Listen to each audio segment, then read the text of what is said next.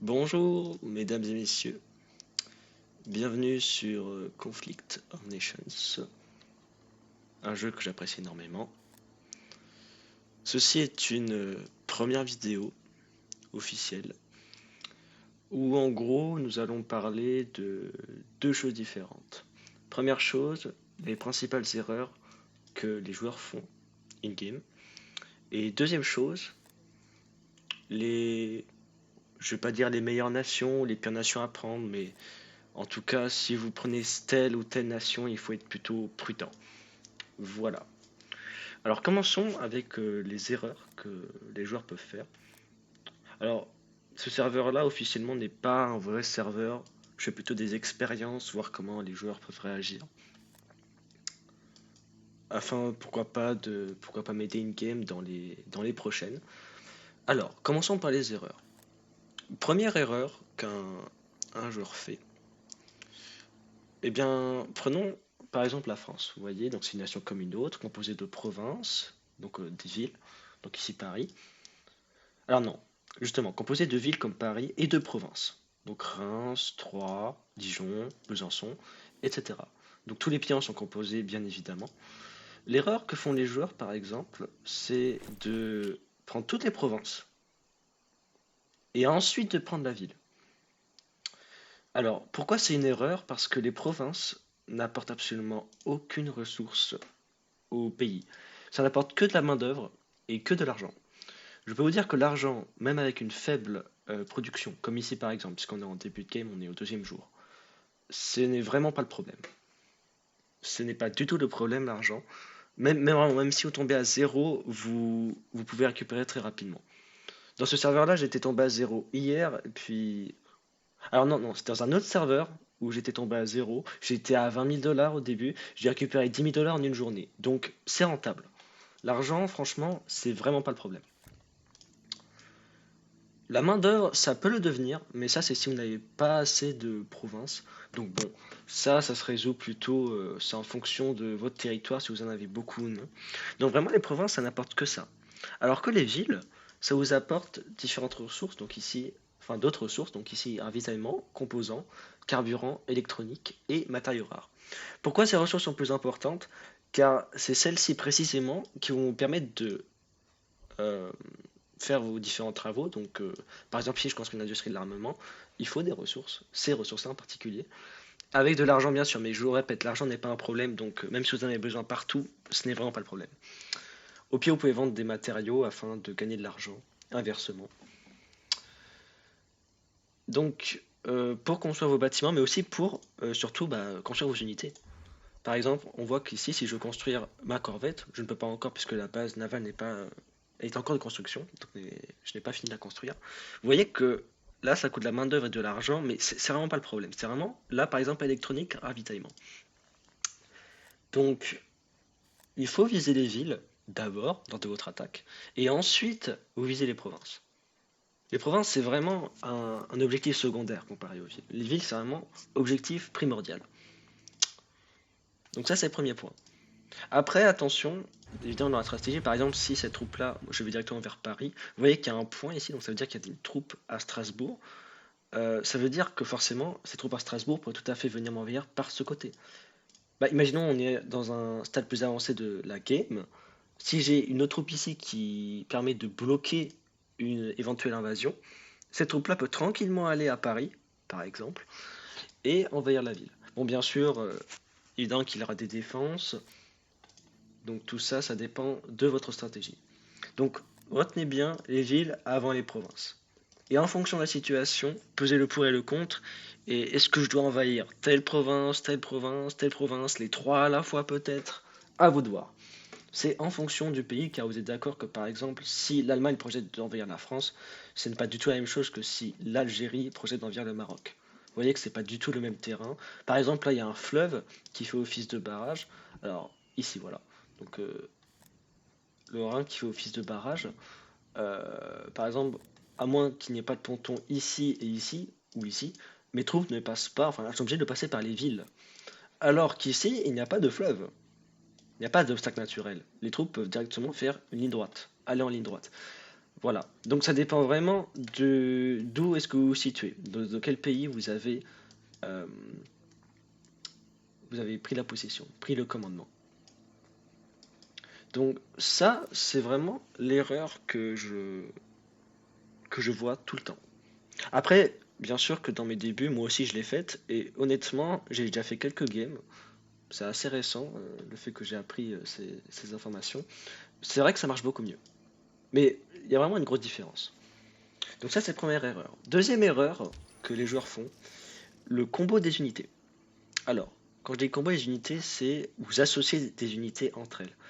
Parce que si vous prenez des unités toutes seules, elles vont être fortes que dans un seul domaine, voire plusieurs, mais pas tous. Par exemple, vous prenez une infanterie toute seule, donc vous voyez les statistiques, hein, 3 contre l'infanterie pour l'attaque, 2 contre les tanks, pardon.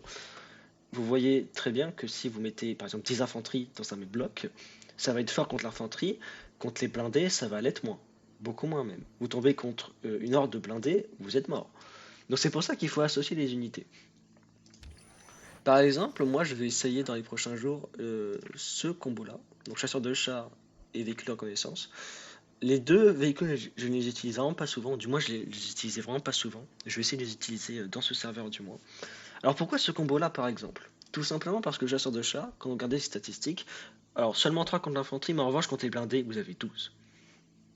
Vous prenez le char normal par exemple, c'est 8 seulement pour les chars. Après c'est 9 contre l'infanterie, ça je vous l'accorde. Mais regardez les coûts en ressources. 1800 composants. Chasseur de chars, c'est beaucoup moins avec 1250. Après c'est que le niveau 1, bien sûr. Ça change un petit peu au cours de l'amélioration, mais des fois la différence est vraiment c'est la même. Enfin, parce qu'il n'y a pas que ces deux unités là, bien sûr. Vous voyez le nombre d'unités qu'il y a, c'est vraiment pas le problème. Le problème c'est vraiment le combo. Et donc avec le véhicule de reconnaissance, le chasseur de chars sera efficace car...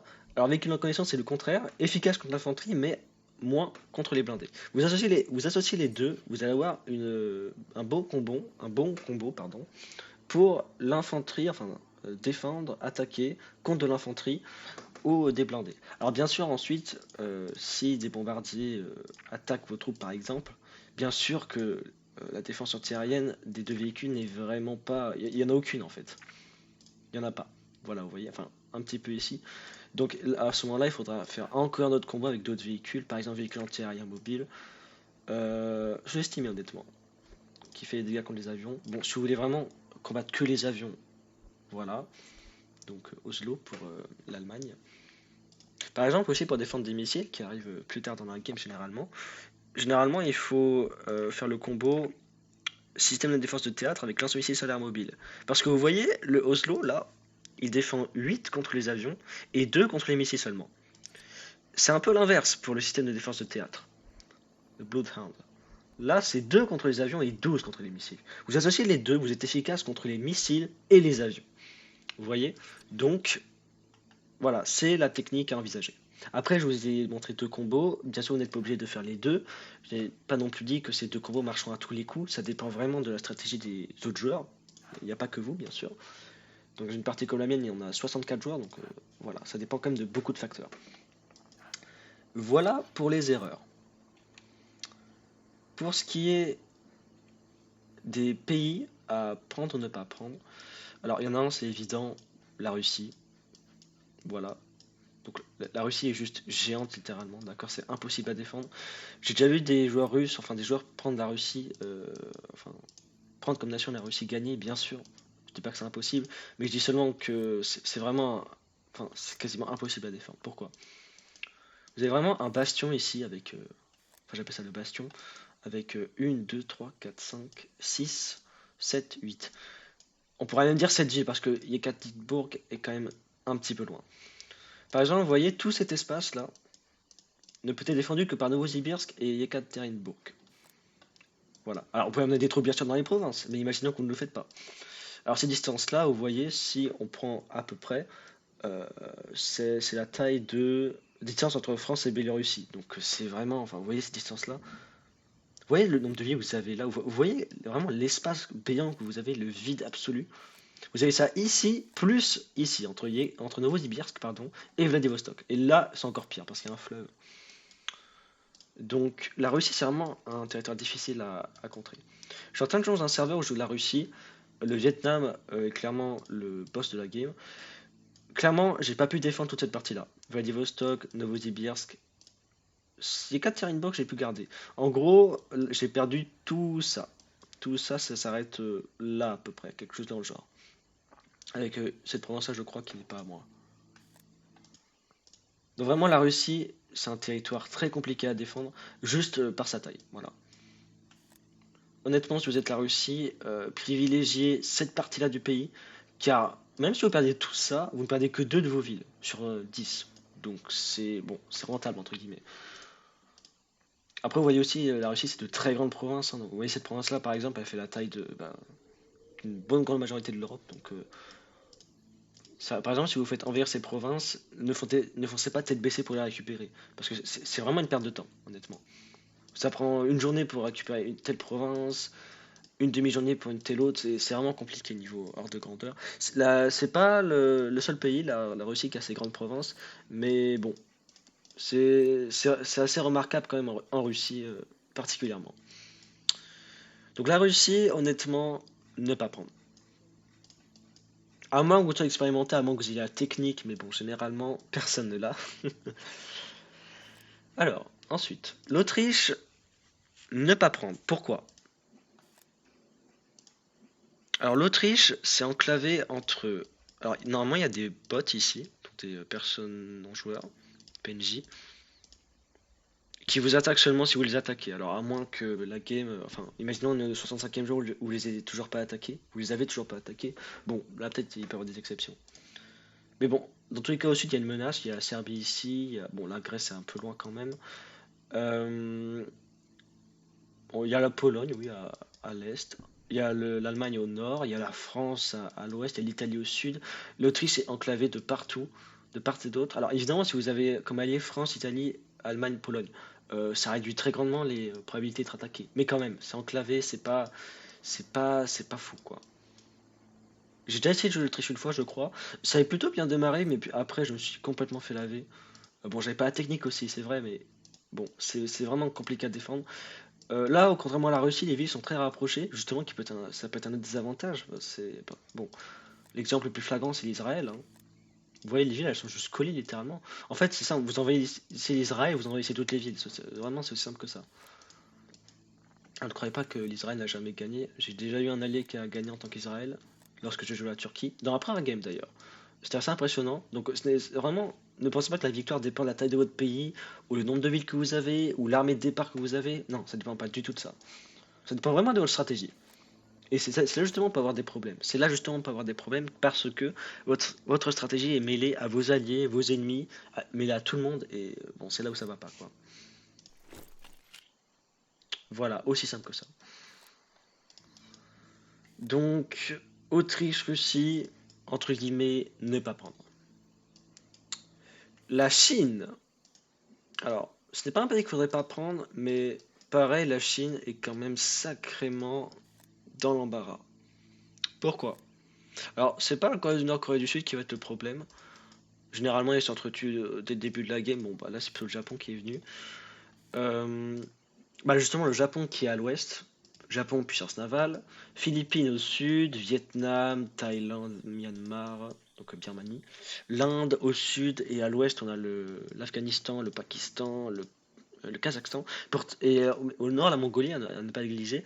C'est une nation enclavée, mine de rien, même si c'est un très grand littoral. Donc, la Chine, je dis pas qu'il faut pas la prendre, mais dès le début, vous devez avoir des alliés. C'est pas possible autrement. Bah, évidemment, vous pouvez gagner seul, bien sûr, d'avoir une exception dans toutes les games qui ont pu exister. Mais honnêtement, c'est compliqué aussi. États-Unis et Canada. Alors Canada, c'est tout simplement pour les grandes provinces. Là aussi, hein, il y en a d'énormes. Alors Canada, parce qu'il est complètement enclavé par les États-Unis. Sud, ouest, est, bah il n'y a rien. Il y a le Groenland, mais bon, c'est pas un échappatoire. Canada, Euh, le fait qu'il y ait une frontière droite comme ça n'avantage pas le Canada. Pourquoi? Imaginez les États-Unis qui mettent une unité là, enfin une escouade d'unités là. Là, là, là ils ne peuvent pas, non. Bon, en tout cas, ils viennent par la mer à Montréal et Toronto. Ils envahissent ces 5 villes d'un coup déjà. Voilà, même les 6. Ah non, 5, désolé. Bon, si on compte Québec, ça fait 6. Ah non, voilà, Halifax 6, je le disais bien. Donc, le Canada, déjà, c'est ça le problème. Ils peuvent être envahis par les États-Unis de toutes parts. En plus, si les États-Unis décident, pourquoi pas, d'envahir quelques provinces, bam, de ce côté. Bon, c'est des très grandes provinces, donc ça va rien apporter, mais quand même. Ça représente, mais de rien, une très grande majorité du territoire canadien. Les États-Unis, quant à eux, alors le territoire, le problème des États-Unis, c'est que le territoire est divisé de partout. Donc une partie là, une partie là. Il y a Hawaï aussi, hein, bien sûr, ne pas oublier. Je dis pas que c'est difficile à gérer. J'ai déjà joué les États-Unis. Honnêtement, bon, qui dit les États-Unis dit flotte, forcément flotte de navires. J'ai pas eu besoin de ma flotte, honnêtement. Mais ça veut pas dire qu'on en a jamais besoin. Donc pour les États-Unis, alors il y a le Mexique au sud. Il y a Cuba qui peut aussi se dire, tiens, on va aller voir les États-Unis. Surtout le Mexique, honnêtement. Le Mexique, généralement, va savoir pourquoi les joueurs se disent on va attaquer les États-Unis. Mais Mexique attaque souvent les États-Unis quand même, hein, vraiment. C'est très particulier. D'ailleurs, si on veut revenir à la Russie aussi, un autre désavantage, c'est le pays qui a le plus de frontières avec d'autres pays différents, littéralement. On a la Norvège, Finlande, ça fait 2, Biélorussie 3, Ukraine 4, Turquie 5, on va pas compter l'Iran, Kazakhstan 6, Chine 7, puisque bon, ils peuvent passer, voilà, par ici. Mongolie 8, donc vous voyez 8 pays, et puis le Japon qui peut venir par là, en plus par Vladivostok 9, et la Corée du Sud qui a un petit passage ici, 10, Corée du Nord, pardon. Corée du Nord. Bon, Corée du Sud qui peut venir aussi, tiens. On va dire 10, voilà. Donc, en fait, la Russie a littéralement autant de villes que d'ennemis. Entre guillemets, voilà. Donc, c'est quand même assez. C'est un désavantage. Alors, maintenant, pour quelques pays que vous pourrez prendre, par exemple, qui sont avantageux, bizarrement, le Tchad en fait partie. Pourquoi? Si on fait le tour des ennemis du Tchad, le Nigeria et le Cameroun, assez souvent, bizarrement, ils vont s'entretuer plutôt que d'attaquer le Tchad. Donc le Tchad va être oublié déjà au niveau ouest, du coup, puisque le Niger est un bot. Ouest, sud-ouest, ils vont être oubliés. La Libye, généralement, c'est pas leur principale idée d'aller au Tchad. Enfin, généralement, il y a l'Égypte ou l'Algérie, toujours. Donc, niveau nord, un peu oublié. À l'est, il n'y a que des bots. Il y a le Soudan, voilà. Soudan et Soudan du Sud. Et il y a le DR Congo qui est littéralement la menace la plus. C'est la plus grande menace pour le Tchad. Et encore, ils ont qu'une ville qui est proche du pays. J'ai déjà vu deux. En 50 games, dans les 50 premiers games, j'ai vu deux personnes ayant joué le Tchad qui ont gagné. Alors, on va même dire sur 40 games, puisque mes premiers games, c'était pas sur cette carte, c'était sur une carte qui prenait seulement l'Europe en compte. Ça s'appelle Poudrière. Donc, il n'y a pas l'Afrique. Donc, mais sur 40 games, deux qui ont gagné avec le Tchad. Et largement. Je peux dire clairement largement. 2 sur 40, ça fait une chance sur 20. C'est pas négligeable. C'est vraiment pas négligeable. Donc une chance sur 20, ça fait 5% de chance, hein, en tout cas avec le Tchad. Bon, dit comme ça veut rien dire parce que je joue sur des nombres vus comme ça, mais ça veut rien dire. Mais le Tchad, honnêtement, vous pouvez le prendre. Voilà. Bon, faites gaffe quand même, parce que ce que je vous ai dit là, c'est pas vrai tout le temps non plus. Mais c'est quand même vrai dans la majorité des cas, étonnamment. Alors, deuxièmement, tous les pays qui sont ici, Turquie, Syrie, Irak, Arabie Saoudite. Alors, non, faudrait ne pas les prendre parce qu'ils sont au milieu du monde un peu. C'est le Moyen-Orient, vous voyez. La Turquie, même s'ils ont un littoral, par exemple, donc pour base navale et compagnie, euh, mine de rien, ils ont pas trop d'échappatoire. Ils ont la mer Noire qui est enclavée par tout ça. Mer Méditerranée, bon, bah, je vous en parle même pas. Et le canal de Suez avec l'Égypte à côté, l'Arabie Saoudite, l'Éthiopie, bref. Donc, vous voyez, problématique. Ça, c'est vrai pour la Turquie, mais aussi pour la Syrie et l'Arabie Saoudite. L'Irak, c'est des trois d'Ormuz ici, vers Bandar Abbas. Donc, ouais, non, clairement. Pourtant, la première game que j'ai faite, c'était avec la Turquie, j'avais gagné. Voilà, j'avais pas eu trop de problèmes. À part avec les insurgés, bien sûr. Donc, les fameux robots qui finissent par dominer la game, voilà, eux, insurgés. Euh, Petit conseil, en fait, plus vous déclarez la guerre à des pays, plus votre morale baissera et plus les insurgés auront de chance de venir dans vos villes. Il y a un moment, quand je jouais à la Turquie, j'avais toutes les villes que j'avais envahies, leur morale avait descendu en dessous de 35%, pardon. En dessous de 35%, faut être clair, c'est les insurgés qui ont quasiment toutes les chances de vous attaquer. J'avais mis 40 jours pour arriver à un territoire plutôt bien, c'était un bon gros territoire, mais j'ai mis 40 jours supplémentaires pour mater la révolte. Donc clairement, c'est vraiment pas négligé les insurgés. Parce qu'en fait, ils réapparaissent tout le temps. Genre par exemple, là où vous pouvez tuer une unité là-bas, des insurgés, ils peuvent réapparaître juste après. Bon, pas non plus à la seconde, mais dans les heures qui suivent. Et ça, c'est vrai pour une ville, mais aussi pour toutes. Donc vous voyez, c'est ça la problématique. Dans tout ce qui est Moyen-Orient, on se méfie. Alors un dernier pays que je pourrais vous conseiller, ah oui. Alors, il y a trois pays qui sont conseillés par pas mal de monde. Japon, Philippines, Australie. J'ai déjà joué les trois pays, j'ai jamais gagné avec. Bon, après, c'était seulement une fois. Alors, pourquoi les trois? Parce que c'est des îles, littéralement. Donc, une île, qui dit île, dit entre guillemets, plus facile à défendre. Parce que vous avez juste besoin d'une flotte, alors d'une aviation bien sûr, et c'est bon, vous défendez votre pays. Enfin, bien sûr, c'est très grossier ce que je dis, c'est... faut bien sûr du terrestre et compagnie pour vos invasions, mais vous avez compris l'idée. Alors l'Australie en particulier parce que vous voyez que ces villes sont très éloignées. Enfin, par exemple, si l'ennemi veut vous attaquer avec sa flotte, il est obligé d'aller à Perth, mais aussi à Sydney, Brisbane, Townsville, Derby, Darwin. Parce que si vous attaquez sur un seul front, ça va vous faciliter la tâche. Donc forcément, quitte à vous attaquer sur plusieurs fronts. Vous voyez comment les villes sont éloignées. Ça peut paraître une bonne stratégie. Et en plus, comme dans le pays, il y a plutôt pas mal de provinces, il y a des bâtiments que vous pouvez construire qui s'appellent... comment ça s'appelle? Des avant-postes de combat, je crois, qui permettent d'augmenter le moral de la province. Alors non, je dis des bêtises, je crois. Ça augmente pas le moral forcément. Avant-poste, voilà. Ah si, ça augmente le moral de la base de la population de la province, donc ça c'est de 1. De 2, ça réduit la force des agresseurs. C'est pas négligeable.